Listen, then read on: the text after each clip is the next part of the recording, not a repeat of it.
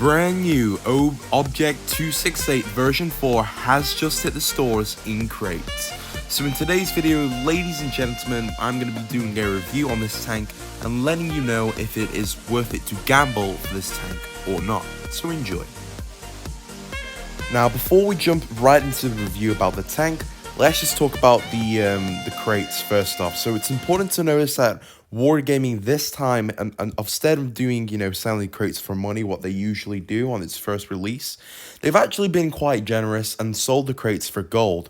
However, there is going to be no charms, so it's going to be quite hard if you, buy 20 crates and you don't get the tank, because obviously there's no charms, which does suck, but you still have the chance to get it for getting it for free if you have gold in your garage.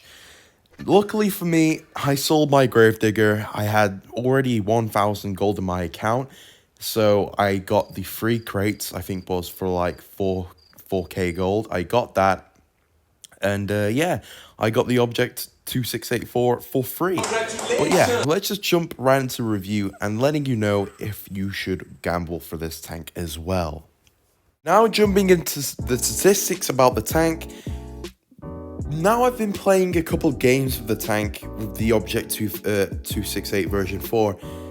It feels quite fast for what it is. Like, this does not feel like it's a tank destroyer at all. The armor on this thing is completely insane. We will jump into the armor after we talk about the stats of this tank, but all I'm saying is this tank is super duper fast for what the armor profile is.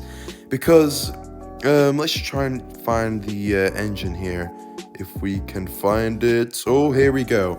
So, forward, you can go to up to 38, sometimes even 40 in this tank. Yeah, that might not seem a lot, but when you really think about it, with a tank like this armor profile, it is very fast, very, very fast. And the reverse speed at 20? The armor profile in this tank is insane, and they give it good mobility. This tank, if you fight this tank frontally, it is completely broken. It's busted. Not broken, but it's busted, which is it's worse than broken. Let's just take a look at the Jaegeru, and let's just look at that maneuverability. Okay, so the reverse on this is 12, and the reverse on the Object 268 version 4 is 20, so it's nearly double the amount. That is insane. Wow, that is quite ridiculous actually.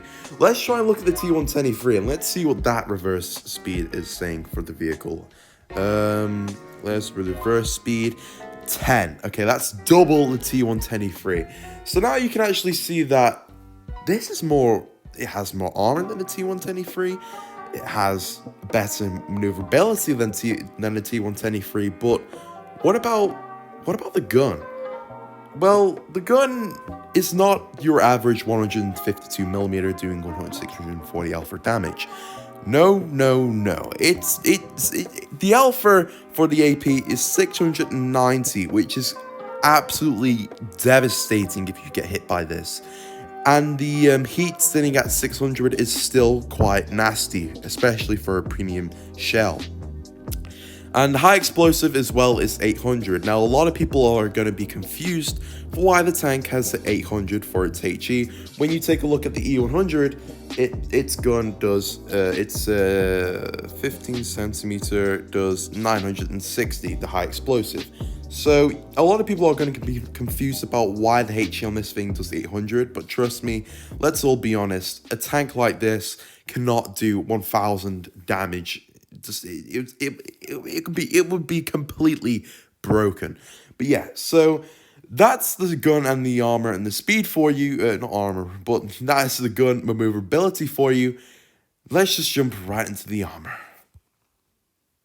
Now this is where the Object 268 version 4 starts to shine, and it actually becomes broken at this point. If it wasn't for the armor on this tank, it would not be broken, but because it has this armor, which you will see in a few minutes, it is completely broken. Let's just take a look at the bottom plate. So we all know that the bottom plate is the weak spot in the game. We all know that. In all heavy tanks, the bottom plate is the weak spot. Yeah, not anymore. 330 millimeters. If you use your enhanced armor, you can probably jump that up to 350 millimeters. That means even heavy tanks using gold shell or even some TDs can't pen your bottom plate, which is completely ridiculous. Not to mention the upper plate sitting at 800 millimeters. 800 millimeters. What do they have in that upper plate? It's completely insane. And the reason is because it's 800 millimeters. That is 260 millimeters of armor sloped. That is insane. Not if you use your 5 degrees of gun depression, 1000 millimeters. Nothing even in the game. Even Horai with gold shells cannot penetrate your upper part of the plate. It is the strongest upper plate we have in this game. It's stupid. It is absolutely stupid. But when you look dead on with this tank as well, its cheeks there, 350 millimeters, but that's when you're using your 5 degrees of gun depression. When you're not, it's still 340 millimeters. I thought it was less than that, but it appears to be, if you face on it, it's 340 millimeters. So it's still a very hard tank to pen from the front. Of course it is. But if you angle the slightest, then that's the issue, because people will be able to pen that cheek with the with that point thingy I'm pointing at. So yeah, I mean, how you play this tank is you need to face your enemy at all costs. Try not to angle your tank as much. Wiggle it a little bit, so if you are facing a tank destroyer with high heat penetration, they are gonna go for that bottom plate. But if you just wiggle it like that, then they will bounce it. But yeah, anyways, so that's enough for the armor. Let's just jump right into the replay. Pucon playing our sexy OBJ 268 version 4. Now, in this game, we're going to have a pretty good battle because, well, we just obliterate the enemy team. And you're going to see how good this armor profile is. It's just, words can't describe how good this armor is. It's better than the T123 by a mile off. It's way better, but you are going to see. Now, unfortunately, that WZ1113 did penetrate me, but that's because I angled. And as I said earlier on in the video, do not angle. You have to face your enemy at all costs, because if you angle the slightest, then you will get penned. So yeah, always try and face your enemies frontally, and you will do well in this tank. You have to play it like a frontline heavy, because that's what you are. You don't sit at the back because your gun doesn't have the really good accuracy, as you saw there. It's not got, German accuracy or grill leopard-like accuracy. You have to stay frontline, and that's what you do. But obviously, here we are, facing frontline with the AMX 50B. And yeah, he just can't pen me. He's ignoring me because he knows he doesn't stand a chance. And we get a lovely HE into him, doing 750 damage. Yes, that's not a lot, but it's a crazy amount for a tank like this. And yeah, a lovely heat shell going to that Foch, no problem. He just bounces us, and the WZ13 again just bounces, and there goes the Foch, bouncing us again. This tank is an iron wall. No one can get through you, absolutely no one. This is what the mouse should be like, but for some reason it's not, and which really just suck. But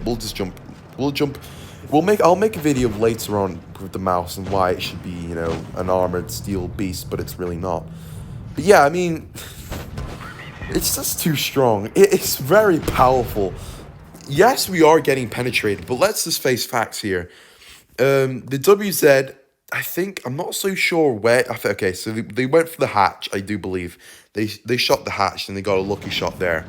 And if you see here as well, if you look very carefully, if your opponents are a little bit bigger than your tank, well, if they're looking at you like this, they will go for that roof on the top of your tank, because, well, it is a penetrable spot.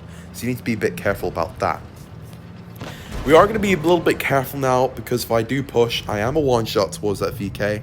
I'm just going to stay around this area, and he is going to go for that HE, which you will, when you go against people in this tank, People will shoot HE at you, mainly because they can't penetrate you. But there goes the WZ-1113, and now we're just going to take out that VK-72, helping out our team, leaving this E-100 isolated, which he's going to get deleted pretty fast. So yeah, E-100 can't really do anything. He's got everyone shooting him, and yeah, he just gets absolutely obliterated. So there's one more tank left. It is the FV-215B183. Now we need to be careful here. We are one shot towards this FV. He doesn't even have to penetrate us with AP. He can just shoot hash, and no problem. He'll just kill us. But what I want to say is, you can bounce HE shells in this tank. Because of the top part of the tank being very solid with the armor, you can't really penetrate it with HE sometimes. If you shoot the lower part of the cheek of the tank with HE, then yes, it will penetrate. But yeah, I mean, as you'll see there, 682 alpha. The gun is very strong. Do I think this tank is overpowered? Yes, I do think this tank is overpowered in many aspects, but it can be dealt with. It's not for me to say this tank can't be killed and it's, you know, you just can't kill it, it's too broken. No, that's not the case. There are still ways to kill this tank. It's just that because it doesn't have a turret, you still have to rely on your team. So in an aspect, it is similar to the T110E3, just you're a lot more powerful, and you're some may say you're a lot more faster than the T110E3. I'm just going to show you a clip right now of me getting stuck between two enemies and my mobility, saving me from, getting circled from these mediums. So let's just jump right into that replay. So I'm going to be showing the clip where I got rushed by a T62A and the MVO. Now, you're thinking, I should be dead. Am I going to die? Well, you're going to see pretty soon. So I go for the T62A because, well, the MVO already released his clip on me and it did not kill me. So I thought that being smart, that the T62A has more DPM, we'll go for him, and he's not an autoloader. So I focused him, and then I got my attention onto the Yo. Now, as you'll see here, he is trying to circle me, and he doesn't quite get, to see the side of my tank. I'm still a tomato head towards him. So yeah, he's just going to keep bouncing me. Heat shells into the upper plate, and as I said, it's no problem. You can have the strongest heat shell, or the strongest, most penetratable shell in the game. You will not pen that upper plate. You will not pen that upper plate. It's completely stupid. It's just so satisfying, for people to try and shoot that upper plate, thinking they have a chance. But no, that's just not the case. The waffle, unfortunately, does take us out with HE. So yeah, there's nothing much to say about that. But that's just a lot of people will do because they can't pen you. They will switch to HE because, well, your armor is too thick for them. But that is the OBJ 268 version 4. Do I think it's broken, and do I think it's worth it for the gamble or not? Now, gambling is not worth it in any way. Like, just don't do it because, you will waste very good money.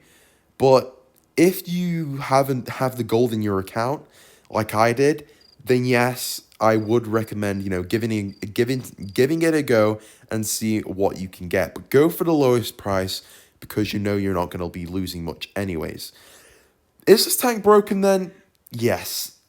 Situationally, if this tank is facing you frontally, and if you brawl with the heavy tanks, then yes, this tank is completely broken. However, because you don't have a turret, mediums can still circle you, and light tanks like the T100LT and ruin your day. Which why I'm saying it situationally is a broken tank. But yeah, guys, this is going to be enough for today. Thank you all for watching. Take care, and I'll see you in the next one. Bye-bye.